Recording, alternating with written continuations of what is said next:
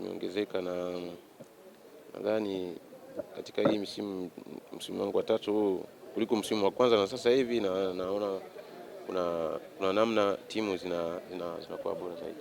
Maxi, baada ya kupata sare michezo mitatu mfululizo mliporudi kwenye jumba, mwalimu alikuwa anaambia nini hasa? Nini ambacho mlikuwa mnazungumza kama wachezaji na benchi la ufundi? Sisi kama wachezaji baada ya hiyo mechi ya mwisho ya Mtibwa tumekuwa disappointed na matokeo, lakini ndio hivyo, sehemu ya mpira na sehemu ya kazi yetu, tumeikubali. Hapa tumepumzika kidogo, tunarudi, tunaamini tutaendelea kufanya vizuri.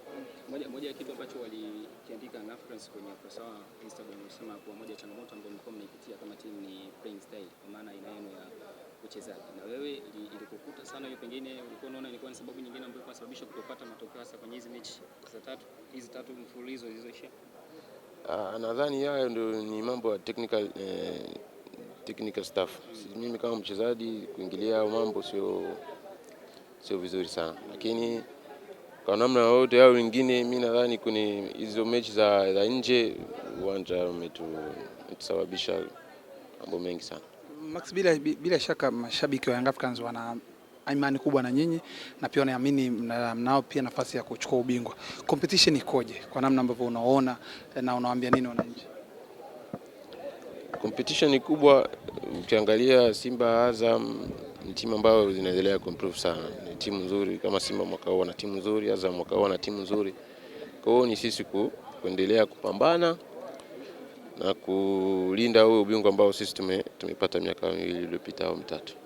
Neno lako kwa wananchi? Waendelee kusupport timu yao, na sisi kama wafanyakazi ya hii timu tutaendelea kupambana na tunaamini matokeo mazuri yatakuja, yatarudi vizuri. Hiyo sare ni sare tu, uzuri hatujapoteza mechi. Kwa hiyo tutaendelea kupambana kwa ajili ya timu na tunaamini kila kitu kitarudi sawa. Nikurudishe nyuma Max, kuelekea kwenye ule mchezo wa dabi ambao mlicheza pale Zanzibar. Amani kubwa, watu wengi waliamini Yanga inaweza kashinda ule mchezo, lakini mambo yalienda kuwa tofauti. Mlikuwa na hali gani baada ya yale matokeo, lakini kabla ya mchezo mlikuwa mnaamini mnaenda kuifunga Simba mara 7 mfululizo kama ambavyo wa mashabiki zenu na wanachama wanavyotamba nje? Mambo ambayo yanapita huko mtandao wao huko nje mimi siingilii sana. Lakini nikija kwenye nafasi yangu, kila tukiingia kwenye mechi wote tunatakia matokeo mazuri, tunataka matokeo mazuri, tunataka tushinde. Kwa hiyo ni kwa kila mechi, sio kwa mechi moja au iwe Simba au Mtibwa au timu gani. Kwa kila mechi tutakao tucheza tunataka tushinde. Na ni hivyo kwenye hiyo mechi pia tumetaka kushinda, lakini tumekuta wapinzani wamekuwa vizuri kuliko sisi kwenye hiyo mechi. Hiyo lazima tuikubali, wamekuwa vizuri sana na sisi hatujakuwa na mchezo mzuri hiyo siku. Kwa hiyo tumefanya sare, ni hatujapoteza, kwa tutaendelea kuifanyia kazi. Na malengo kama mchezaji binafsi ni yapi? Kuendelea kufanya vizuri.